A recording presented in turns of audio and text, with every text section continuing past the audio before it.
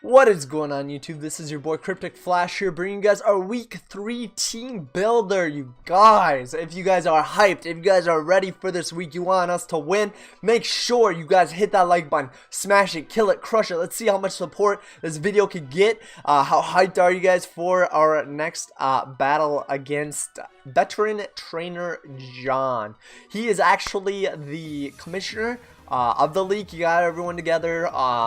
Set the rules. Him and Sleevecard, their team names are down in the description. I've debated, Jons will be, his YouTube channel will be in the description. I've debated on just putting all the teams' YouTube channels down there so you guys can check them all out. I may do that, I may not. We'll see if I even remember. But he has got himself a pretty wild team, you guys. As you can see, he's got a lot of threats. Now, before I get into this, let me talk about last week's match against the Carolina Panchams and JB Westside.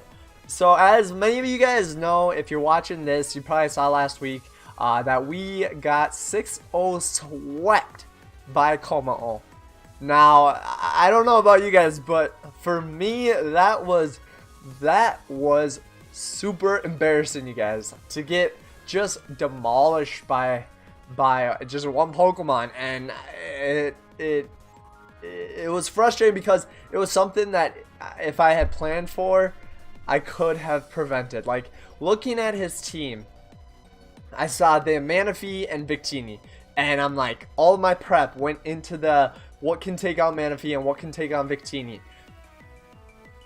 Como didn't even cross my mind. And then, sure enough, who doesn't come? Manaphy and Victini. Who does come? Como.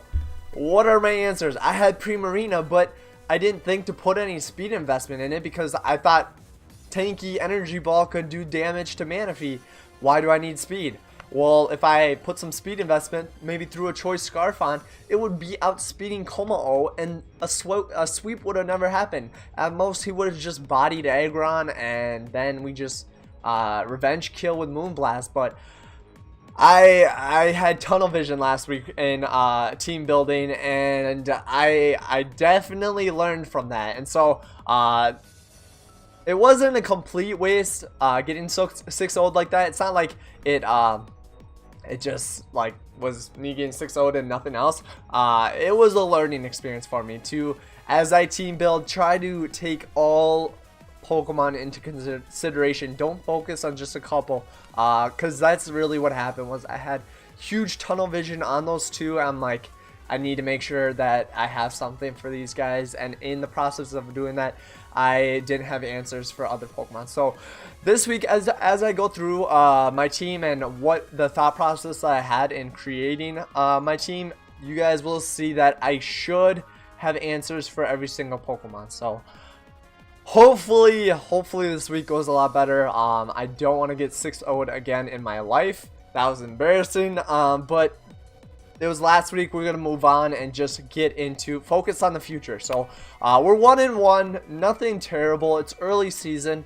There's 8 weeks, so we still got 6 more games. So nothing hurt. But we do need to start playing and prepping better. So and I don't even think I played bad last week. I made the reads I needed to make. It's just when he got his Como in, it was pretty much game over. I didn't have an answer for that. So we're gonna move on. I'm gonna be done talking about last week, and we're gonna jump into Veteran Trainer Jon's team here. So his first pick, you guys, as you can see, was Tapu Koko.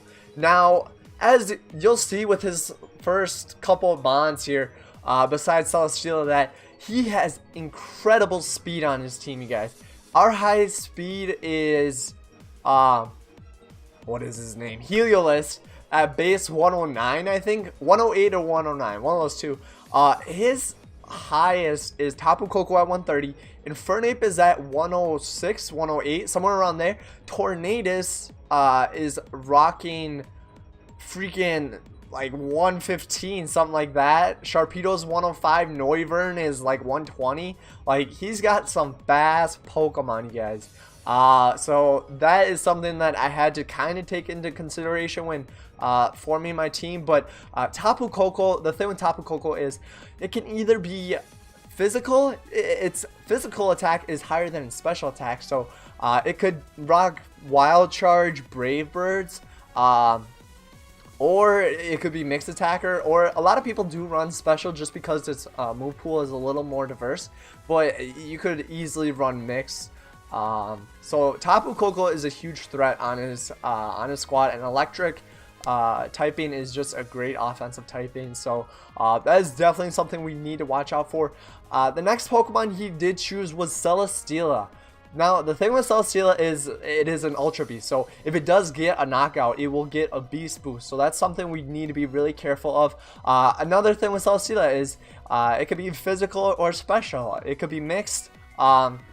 That's kind of the theme with quite a few of his Pokemon, that they are great mixed attackers. So you never know if they're gonna bring if he's gonna bring physical or special. So that's definitely scary. And then with that high speed set, and this thing gets Regenerator, so it can get some quick U-turns off and just regenerate its health. So I think that with Infernape and did I even talk about Infernape? No, I just jumped right into Tornadus, but we'll continue with Tornadus and go back to Infernape. Tornadus, it can learn Knockoff. It can learn Defog and Roost if it wants to be a bulkier set. Also, what else does it learn? I think it learns like T-Wave, shenanigans like that. Let's see. Tornadus. Here we go. Moves. Air Slash. Brick Break for physical. Crunch. It can bulk up, be a bulk up set. Its physical attack isn't anything bad. It's 100 base physical attack, so and 110. So again, this is another Pokemon that could be a mixed attacker. Focus Blast for coverage on Aggron. Hammer Arm if he's physical. He's probably not going to run physical just because we do have a Mega Aggron. But the Hurricane, the Knockoff, Return, Sludge Bomb, Sludge Wave, Superpower, Tailwind for support, Toxic, like stuff like that. So it could be supportive, it could be offensive, it's quick, it's got Regenerator. It's going to be a pain to take down, you guys. It's going to be a pain. Then he's got the Infernape, which Infernape Scarfed Ape is insane. Scarfed Life Orb, whatever, what have you. This thing gets Mach Punch. I think it with the Iron Fist boost, it gets all of the elemental punches, Drain Punch, Close Combat, Flare Blitz, U-Turn. It is just a huge offensive threat. And then again, on the special side, it gets Overheat, it gets Focus Blast. You could run Hidden Power, what have you. Like, this thing could be a huge threat, and not knowing whether it's physical or special could be a little bit of an issue for us. So we definitely need to figure out what kind of sets he's rocking with these Mons to figure out how to best play them. Next up, we have Rotom Wash. Now, Rotom Wash is an excellent Pokemon. It's a pretty bulky Pokemon. Normally you see, I think it can set up screens, but normally you see it run Hydro Pump, Volt Switch, or Thunderbolt, Will-O-Wisp, Pain Split. It can also trick items onto you, so that's something we definitely need to keep an eye out for, is the Trick Choice Scarf or something like that. But yeah, Rotom can be a little bit of a pain. It's gonna be run special because its physical attack is doo-doo butter, but it's whether it's gonna be more offensive or just more for bulk. Another great thing about Rotom is its Levitate ability, making it only weak to grass, I believe. I think that's its only weakness. So we have narrow options when dealing with Rotom, as you guys can probably tell. So that is another threat. He's got a lot of threats, you guys. Next up is Florges. The thing with Florges is a very great support Pokemon. So it's got the Wish, Aromatherapy, or Heal Bell for clearing status ailments on the team. So I won't be surprised if he could possibly bring that. But then its special move pool is pretty much just gonna consist of like Psychic, Moonblast, Psyshock. It can also be a setup sweeper with Calm Mind. So that's something we definitely have to be careful of. I do not want to let any more Pokemon or people sweep us. So we will have to keep an eye on that for sure. If he does bring Florges, I could definitely see him doing some kind of calm mindset. So next up we have Sharpedo, and this is going to be his Mega Sharpedo. Now with the rules of the PBL, we have to Mega Evolve first turn. That's the rule. So he won't be able to utilize Speed Boost, but still this thing is rocking base 105 speed. So this is still nothing to laugh at. It also gets priority with Aqua Jet. I think that in Ultra Sun and Ultra Moon they gave it liquidation as well. I have to look that up. I think they did. Let's see, or maybe that was just Sun and Moon regular, but so Aqua Jet can learn Avalanche. What's its special attack? Yeah, special attack is base 95. So I would not be surprised if this thing were special attacker.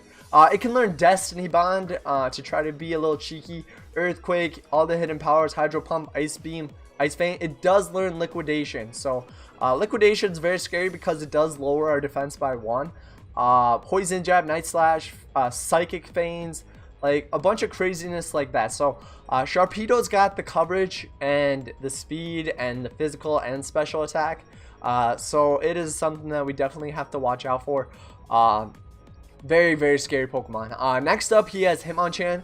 Hitmonchan is, I don't know, I've never really battled against, used or seen like Hitmonchan very often. I know it's got a high special attack, surprisingly, and it's got coverage with all of the elemental punches. It's got priority with Bullet Punch or Mach Punch. It can has access to Rapid Spin as well as Fake Out, so that could be a little cheeky there. I think that's pretty much all he does though. That could be a spinner if he doesn't bring his Dawn Fan, or Tornadus could be a defogger or something like that. So it's pretty basic. It's a punching Pokemon. It's a fighting type. As you guys saw last week, fighting types do the work on my team. So we definitely need to watch out for that thing. Next up is his Silvally. Now Silvally is a very scary Pokemon due to the fact that it's got base 95 across the board, so it's like a mythical Pokemon, base 95 across the board, as well as you have no idea what type this thing is. He has access to all, I think there's 32 types, all 32 types.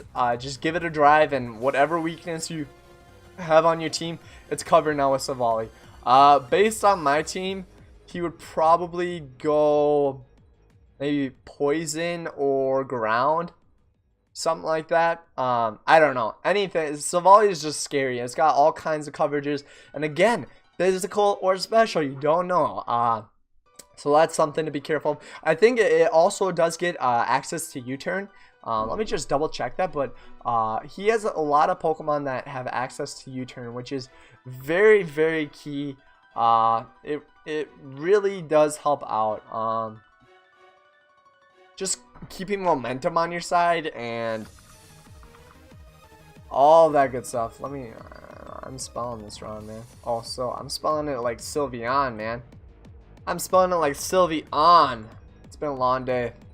It's been a long day. So yeah, base 95, Air Slash, Crunch. This thing gets Air Slash and Defog, so it can clear up hazards. Draco Meteor, Dragon Claw, Explosion, like Flamethrower, Flame Charge, Flash Cannon. The coverage on this thing is insane.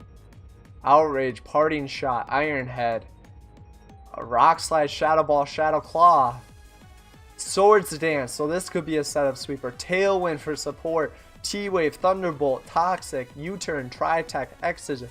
This thing is nuts, you guys.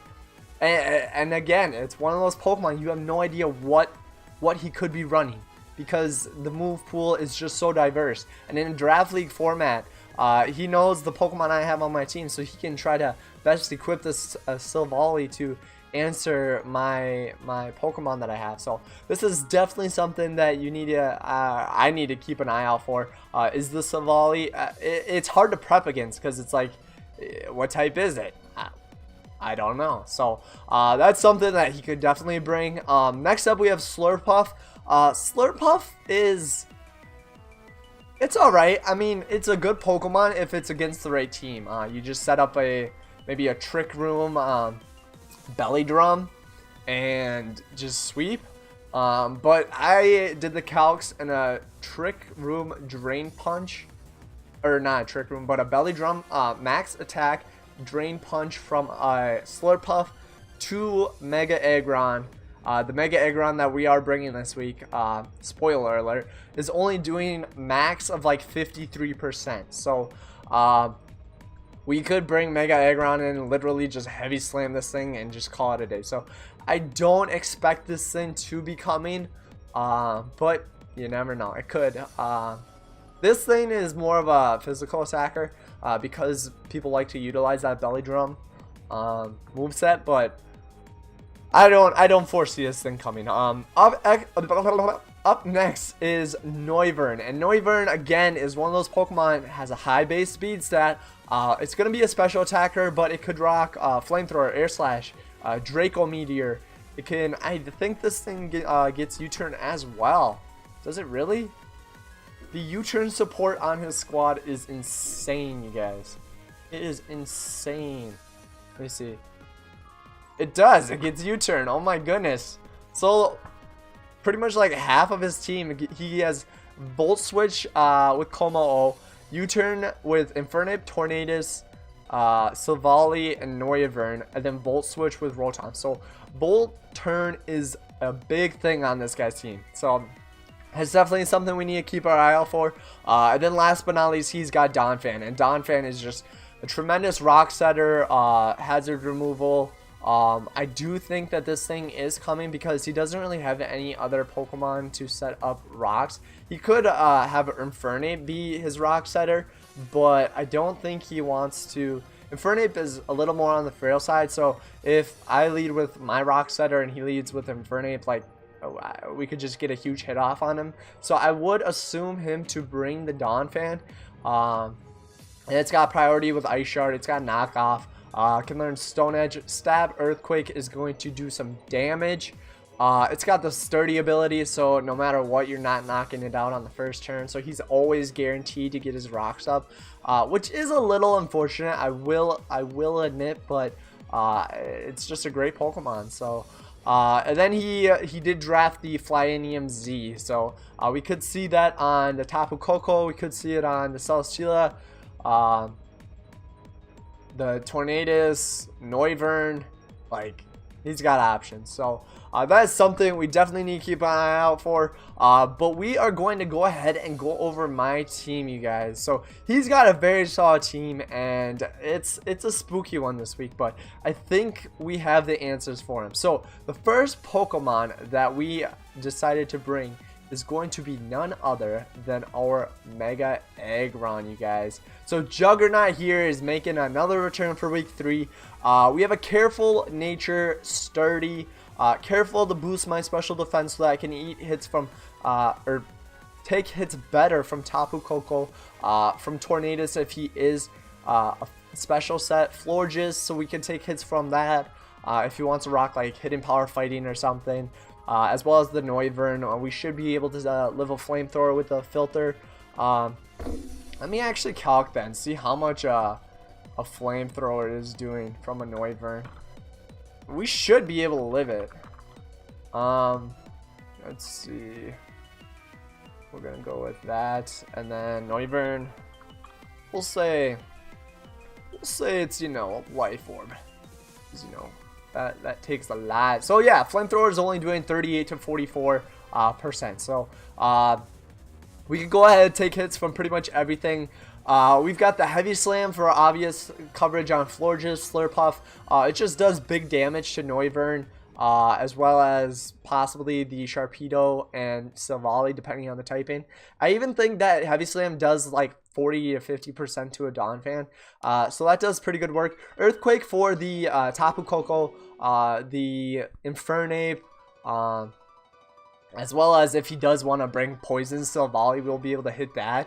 As well, we do have Thunder Punch for the Celesteela. I chose Thunder Punch because it hits the... I was debating between Thunder Punch and Fire Punch, but I chose Thunder Punch because it hits the Sharpedo as well as the Celesteela.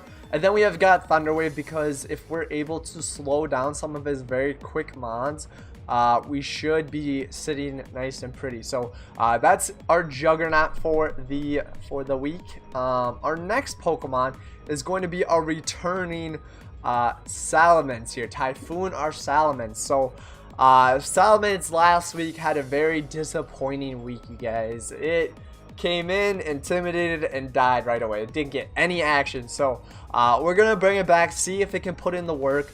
We've got a modest max special attack, max HP set, trying to run a little bit bulkier. We got Draco Meteor just to hit everything really hard. It one-shots the Infernape. I'm pretty sure it one-shots the Hitmonchan. It's gonna kill the Donphan or knock it down to sturdy. It's gonna put in the work. We have the Fire Blast because this is going to be our designated Celesteela switch in. So two Fire Blast, depending on how defensive Celesteela is. Fire Blast should be doing the work. Let me do some calcs real quick just to talk it through to you guys. But what are you reading? Max special attack 2. And we're running modest, which is nice. Modest, and then Fire Blast. But yeah, I don't think, even if he is like physical or special, I don't think he's doing much to us. Just because we are part dragon and we do resist a lot of his moves. If he's going for a heavy slam, so Fire Blast to a defensive 124 invested in his special defense is doing 51 to 61%. So 2 Fire Blast should do the work. If he's max special defense, we still have a potential chance to two-shot this thing. So and he is doing about, with an Intimidate up, he's doing about 30 to 40% max. So it gives us plenty of time to be able to get our roost up. So this is gonna be our Celesteela switch in. We're gonna be rocking, so Draco Meteor, Fire Blast, Hidden Power, Ground, I believe. Let me check here quick. It's either Ground or Electric. I'm not entirely sure. Salamence is Hidden Power. Pretty sure it's Ground. Yep, it's gonna be, so or is it Hidden Power Electric? Shoot! I need to go look at the old. I'm pretty sure it's Ground for coverage on the Coco in case he switches that thing. Yes, it is Ground. It is Ground. For coverage on the Coco, in case he switches in thinking I'm gonna go for a Draco Meteor, and we could go ahead and pop that thing.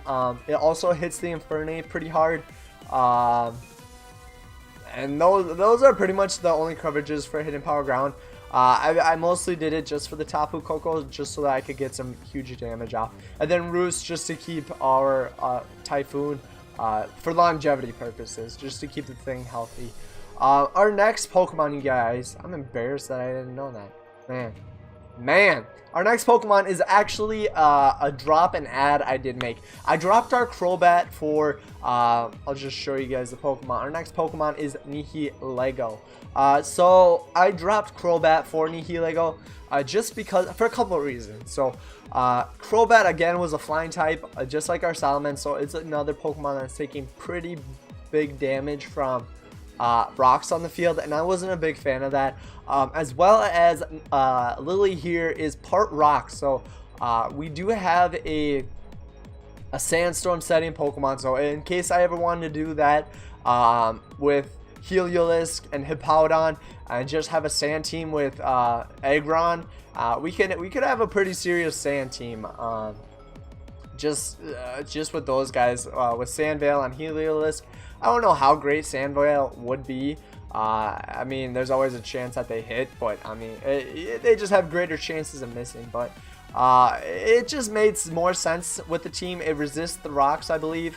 If it doesn't, it's only taking 12% rather than 25%. So I'm a-okay with that. As well as it is an Ultra Beast, you guys. And Ultra Beasts are spooky. And Lily is going to be nothing short of that. We've got a modest choice scarf, Lily here. Oh, before we get into that, Salamence is going to be holding the the Yachi Berry in case he wants to get cheeky and try to go for an ice type move. It should do half damage and we should eat it just fine. So in case he's got any hidden secrets on Celesteela or such, we should take those hits just fine. So that is good news. And then we'll get back into Nihilego here, holding so modest max speed, max special attack with Power Gem, Sludge Wave, Hidden Power, Ice. So Power Gem is going to be hitting the Infernape, the Tornadus, the Noivern, Sludge Wave for the Tapu Koko, Slurpuff, Florges, and just anything that nothing really wants to take a Sludge Wave. Hidden Power, Ice for that Donphan primarily. Also it one-shots the Noivern, so that's another plus. And then Thunderbolt for Sharpedo and Celesteela. So Choice Scarf, making sure we pretty much outspeed everything. The only two Pokemon we don't outspeed is going to be Tornadus and Tapu Koko, I believe. Infernape, if he's not Scarfed, we won't be out. If he's not Scarf, we will be outspeeding. But a lot of people like to run Choice Scarf Infernape. We are living a Mach Punch from it though. But if we can go ahead and like whittle his team down a little bit and get Lily here in a position that she could possibly start unleashing some power gems and ripping holes through his team, getting the beast boost.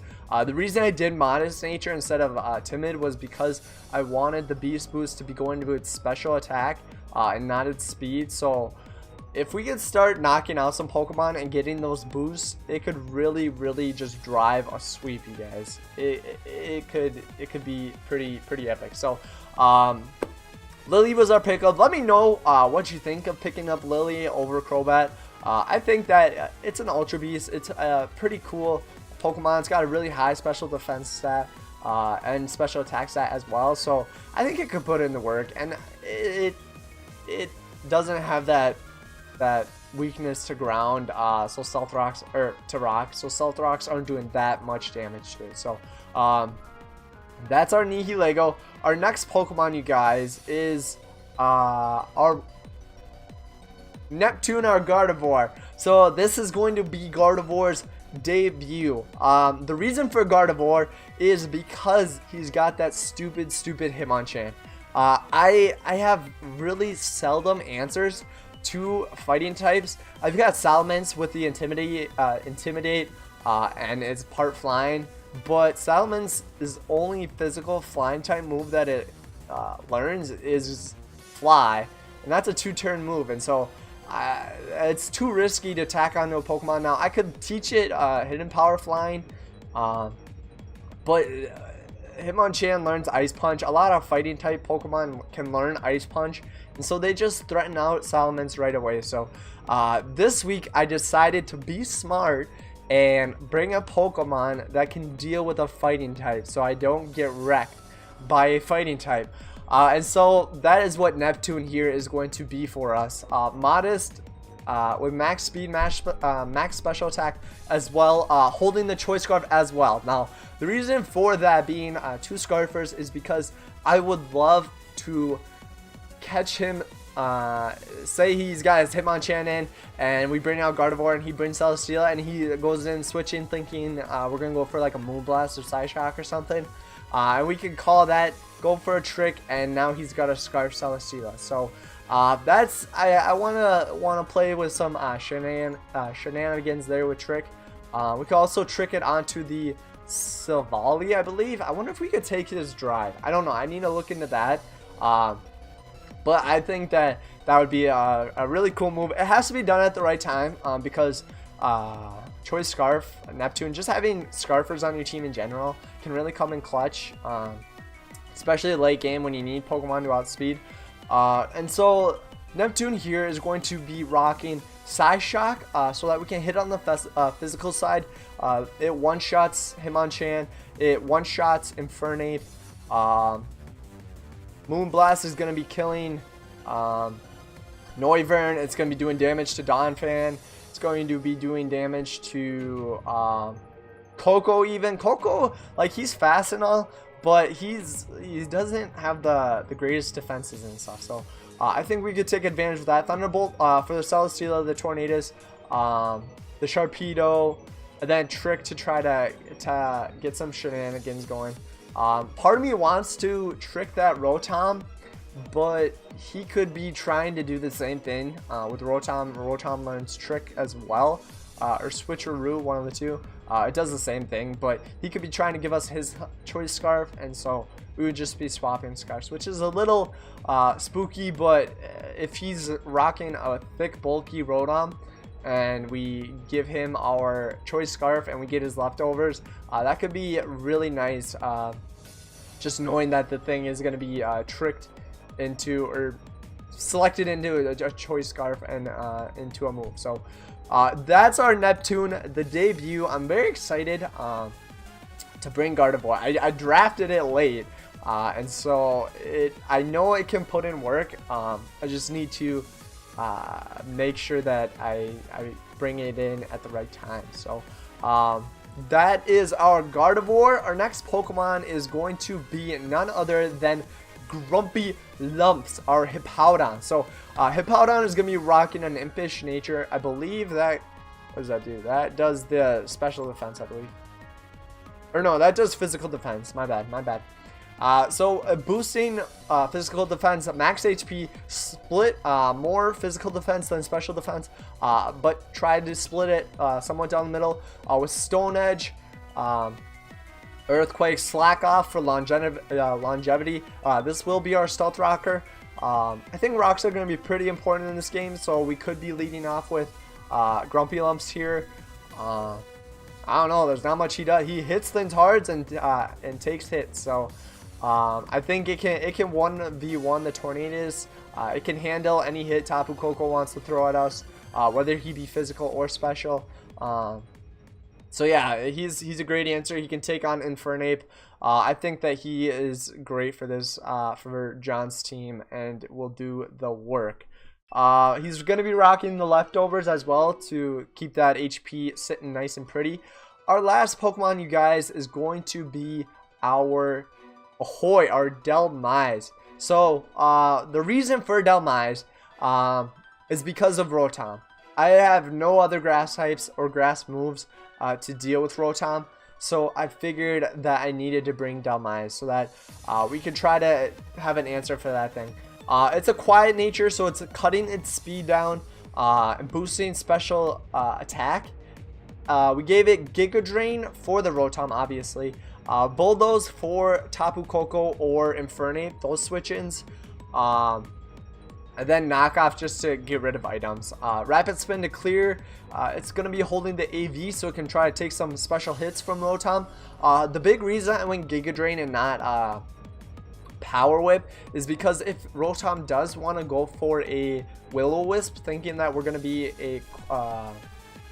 a physical attacker, we can take that and just go for Giga Drains. And Giga Drain, the quiet nature was to boost Giga Drain's power to make sure it does two-shot the Rotom, which I believe it does. It does a lot of work. Also, if he wants to bring Donphan, lead with it, we can go ahead and lead with Ahoy, get a big powerful Giga Drain off, and knock it down to its sturdy, get all of our health back if he wants to go for a knockoff, and just put in the work. So that's the squad, you guys. Let me know down in the comments down below what you guys think, if there are any changes that you think I should make.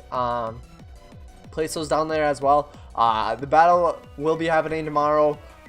His record is 1-1. I'm 1-1, so we're on the same playing field. Hopefully we can go ahead and put in the work this week, you guys. But yeah, I think that's gonna be it. So if you guys are hyped, make sure you guys hit that like button down below. Also subscribe if you are new. I post Pokemon content pretty regularly, and I think that you guys would have a good time. But other than that, I'm going to go ahead and get up out of here. I hope you guys did enjoy this video. Thank you guys so much for watching, and that's going to be it for me, guys. This is Kryptic Flash. I'm out.